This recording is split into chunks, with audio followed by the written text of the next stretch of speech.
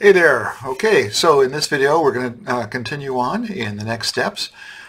One thing I really like about science is when you get unexpected results, when things happen that are a little bit different than what you'd expect. And indeed, when I went to retrieve what I thought was going to be a white powder out of the dehydrator, this is what I saw.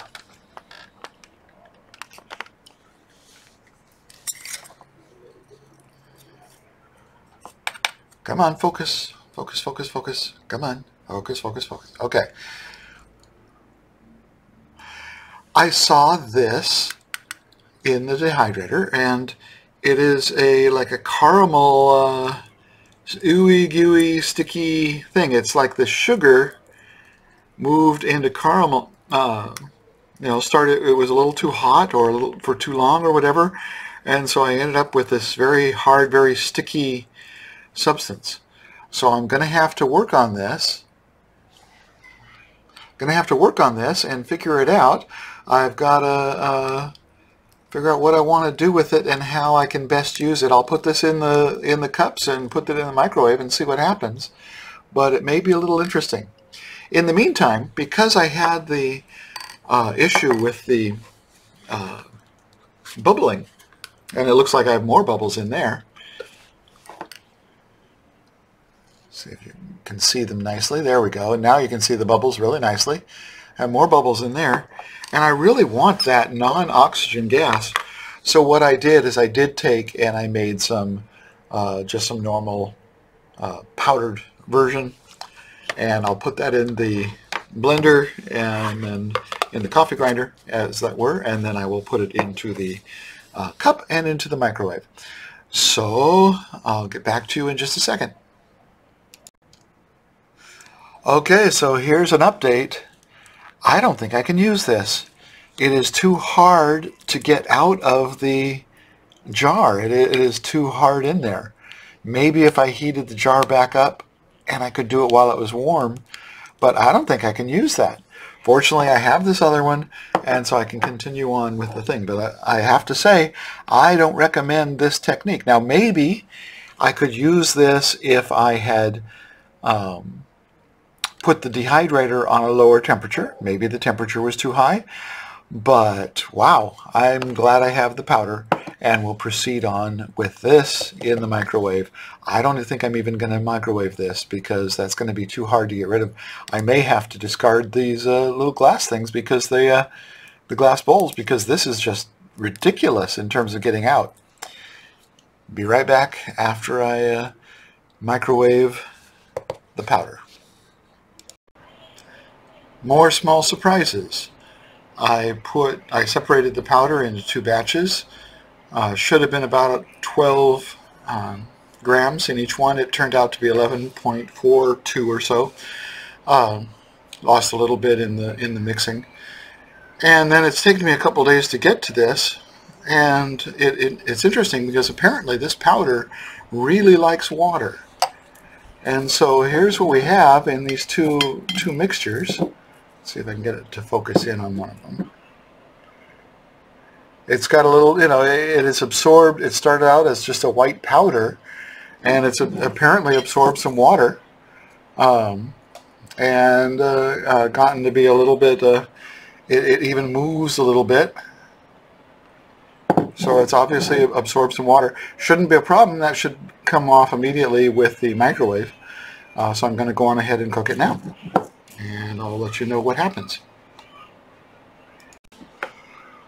Okay, I cooked it for 6 minutes 45 seconds at 70% power in a 1000 watt microwave. That was my adjustment. Robert Murray Smith used, I believe, a 700 watt microwave at 50% power for 4.5 minutes. I went a little bit longer because I was doing two samples at the same time. This is awesome and interesting. I'm getting stuff. It obviously expanded all the way. I'm seeing it all the way up. And so now I have a powder. Well, it's not a powder. It's interesting. It has some powderiness to it. Also has a little bit of gumminess to it. I have not yet opened up the main to see, but obviously if it was expanding like I want it to, if it got up to here. So here we go. Let's pull off the top and see what we have inside. Oh yeah. So inside we have got a nicely expanded hunk of material. Now this is how I've done it. I put a silicone pad and then a tile on top of that. During the cooking, it had a very sweet smell. Oh, look at this. The silicone pad actually burned through. Let's see if I can get this so you can see it. It actually burned through. So it got that hot. Interesting. Interesting. Okay, so now I have this material. And I have a fair amount of it. It's all puffed up. Oh, look at that. I love the sound of that. Seeing a little bit of ash, but most of it is a glorious black. So I'm thinking that this might be a really nice material. It's collapsing down like I'd expect it to. Neither cup broke. This is a really good thing compared to the past. It did expand. This is a good thing. I need to wash it out. There we go.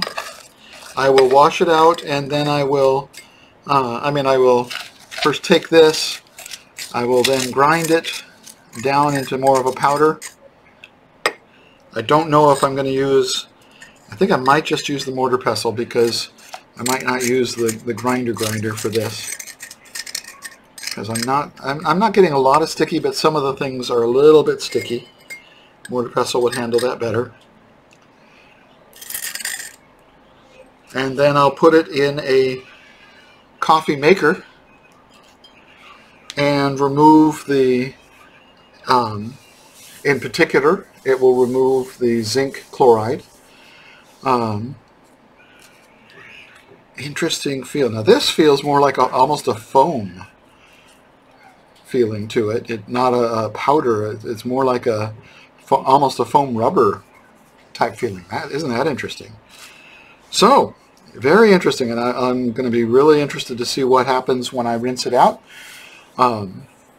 So at this point I will collect all of this and rinse it out, and then I will put it in a coffee pot. I will rinse it out in the coffee pot with probably about 8 ounces of distilled water. Let that run through, and then dry the resultant in the dehydrator. And I'll let you know what it turns out like.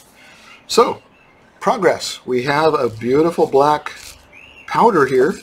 It looks really interesting. That really feels like a foam. This part feels more like a powder, but this feels more like a foam. It's interesting. It appears to be, it might be a difference of what was on the outside versus the inside. The foam might be the better material. During cooking, I had a sweet smell coming off of it, but no real smoke at first, which is in the past I've had a lot of smoke. And then I did get some smoke near the end for about the last 45 seconds of the cooking. So 6 minutes in, no smoke, and then the last 45 seconds. And so that really could be the difference. This is cooling down nice and quickly. But again, there's no cracking. There's no cracking. This cup is just fine and can be cleaned and reused, which is awesome. So here we go. We'll pull that off, save everything, grind it up, and I will let you know how this powder turns out. The next step would be is going to be to take it and to build it into the battery and start testing that. So that'll do it for this video. This has gotten long enough, and I'll let you know how this goes. Thanks, guys. Okay, so here it is after grinding it. Turned into a nice powder. Let's see how much you can see. Come on down. Good. Okay, so turned into a nice powder. So now I'll rinse that powder out, and see what I've got. I'm leaving a fair amount of material in the 2 cups.